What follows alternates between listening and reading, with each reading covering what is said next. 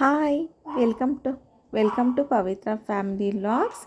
ನಾನಿವತ್ತು 10 ನಿಮಿಷದಲ್ಲಿ ಆರಾಮಾಗಿ ಈಸಿಯಾಗಿ ಕ್ವಿಕ್ಕಾಗಿ ಮಾಡ್ಕೊಳ್ಬೋದಾದಂತಹ ಸ್ವೀಟ್ ರೆಸಿಪಿನ ತೋರಿಸ್ತಾ ಇದ್ದೀನಿ. ಸೇಮಿಯಾ ಕೇಸರಿನ ನಾನು ಇವತ್ತು ಪ್ರಿಪೇರ್ ಮಾಡ್ಕೊಳ್ತಾ ಇದ್ದೀನಿ.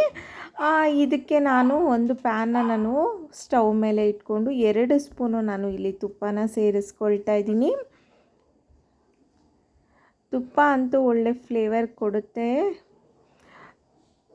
ನಾವು ಎಷ್ಟು ತುಪ್ಪ ಸೇರಿಸ್ತೀವೋ ಅಷ್ಟು ತುಂಬಾ ರುಚಿಯಾಗಿರುತ್ತೆ. ಯಾವುದೇ ಸಿಹಿ ತಿಂಡಿಗಳಾಗಿರ್ಬೋದು. ಗೋಡಂಬಿ ಮತ್ತು ದ್ರಾಕ್ಷಿನ ನಾವು ಸೇರಿಸ್ಕೊಂಡು ತುಪ್ಪದಲ್ಲಿ ನಾವು ಹುರ್ಕೊಳ್ಬೇಕು.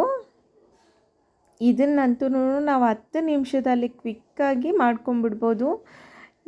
ಏನು ರೆಸಿಪಿ ಮಾಡೋದಪ್ಪ, ಯಾರಾದ್ರೂ ಗೆಸ್ಟ್ ಬಂದಾಗಲೂ ಅಷ್ಟೇ ಕ್ವಿಕ್ಕಾಗಿ ಮಾಡ್ಕೊಳ್ಬೋದಾದಂಥ ಸ್ವೀಟ್ ಇದು.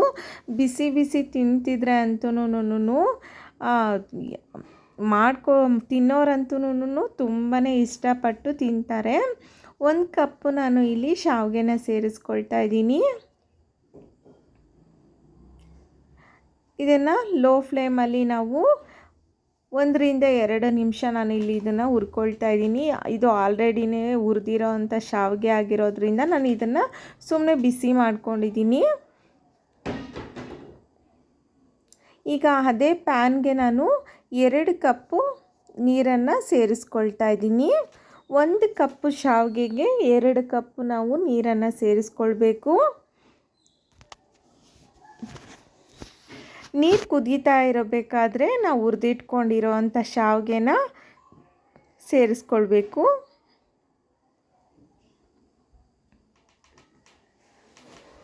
ಶಾವಿಗೆನೆಲ್ಲ ಸೇರಿಸಿದಾದ್ಮೇಲೆ ನೀಟಾಗಿ ಕಲಿಸ್ಕೊಳ್ತಾ ಶಾವಿಗೆನ ಪ್ರೆಸ್ ಮಾಡಿದರೆ ಅದು ಮುರಿಯೋ ರೀತಿ ಆಗಬೇಕು ಅಷ್ಟೇ. ತುಂಬ ಓವರ್ ಕುಕ್ ಆದ್ರೂ ಚೆನ್ನಾಗಿರೋದಿಲ್ಲ. ಕುಕ್ ಆಗಬೇಕು, ಅದು ತುಂಬ ಮೆತ್ತಗೆ ಆಗಬಾರ್ದು.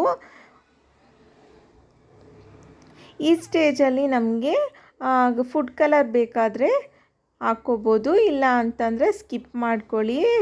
ರುಚಿಯಲ್ಲಂತೂ ಯಾವುದೇ ರೀತಿ ವ್ಯತ್ಯಾಸ ಆಗೋದಿಲ್ಲ. ಆ ಫುಡ್ ಕಲರ್ನ ಸೇರಿಸ್ಕೊಳ್ಳೋದ್ರಿಂದ ಕಲರ್ಫುಲ್ಲಾಗಿ ಕಾಣಿಸುತ್ತೆ. ಯಾವಾಗಲೂ ಒಂದು ಸರಿ ಫುಡ್ ಕಲರ್ನ ಯೂಸ್ ಮಾಡೋದ್ರಿಂದ ಏನೂ ತೊಂದರೆ ಇಲ್ಲ. ಈಗ ಇದು ನೀಟಾಗಿ ಕುಕ್ ಆಗಿದೆ ಶಾವಿಗೆ.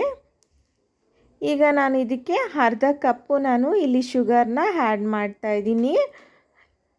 ನಾವು ಸ್ವೀಟ್ನ ಕಡಿಮೆ ತಿನ್ನೋದ್ರಿಂದ ನಾನಿಲ್ಲಿ 1/2 ಕಪ್ ಶುಗರ್ನ ನಾನು ಯೂಸ್ ಮಾಡಿದ್ದೀನಿ.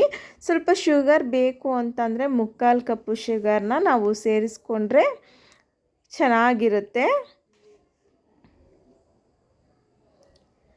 ಈಗ ಇದು ರೆಡಿ ಆಗಿದೆ. ಇದಕ್ಕೆ ಏಲಕ್ಕಿ ಪುಡಿನೂ ಮತ್ತು ಆಗಲೇ ಹುರಿದಿಟ್ಟಂತಹ ಗೋಡಂಬಿ ಮತ್ತು ದ್ರಾಕ್ಷಿನ ಸೇರಿಸ್ಕೊಂಡು ಮಿಕ್ಸ್ ಮಾಡ್ಕೊಳ್ಳೋಣ.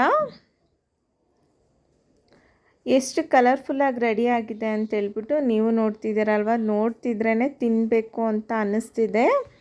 ವಿಡಿಯೋ ಇಷ್ಟ ಆಗಿದ್ದರೆ ಲೈಕ್ ಮಾಡಿ, ಶೇರ್ ಮಾಡಿ ಮತ್ತು ಸಬ್ಸ್ಕ್ರೈಬ್ ಮಾಡ್ಕೊಳ್ಳಿ. ಇದೇ ರೀತಿ ಸಪೋರ್ಟ್ ಮಾಡ್ತಾಯಿರಿ. ಈ ರೆಸಿಪಿ ಅಂತೂ ತುಂಬಾ ಟೇಸ್ಟಿಯಾಗಿತ್ತು. ಒಂದು ಸರಿ ಟ್ರೈ ಮಾಡಿ ನೋಡಿ. 10 ಮಿನಿಟ್ಸಲ್ಲಿ ಇದನ್ನು ಪ್ರಿಪೇರ್ ಮಾಡ್ಕೊಳ್ಬೋದು. ತಿನ್ನೋದಕ್ಕೂ ಅಷ್ಟೇ ತುಂಬಾ ಚೆನ್ನಾಗಿರುತ್ತೆ. ಈಗ ಎಲ್ಲನೂ ರೆಡಿ ಆಯಿತು. ಲಾಸ್ಟಲ್ಲಿ 1 ರಿಂದ 2 ಸ್ಪೂನು ತುಪ್ಪನ ನಾವು ಸೇರಿಸಿ ಸರ್ವ್ ಮಾಡಿಕೊಂಡ್ರೆ ಟೇಸ್ಟಿಯಾಗಿರೋ ಅಂಥ ಶಾವಿಗೆ ಕೇಸರಿ ರೆಡಿ ಆಯಿತು.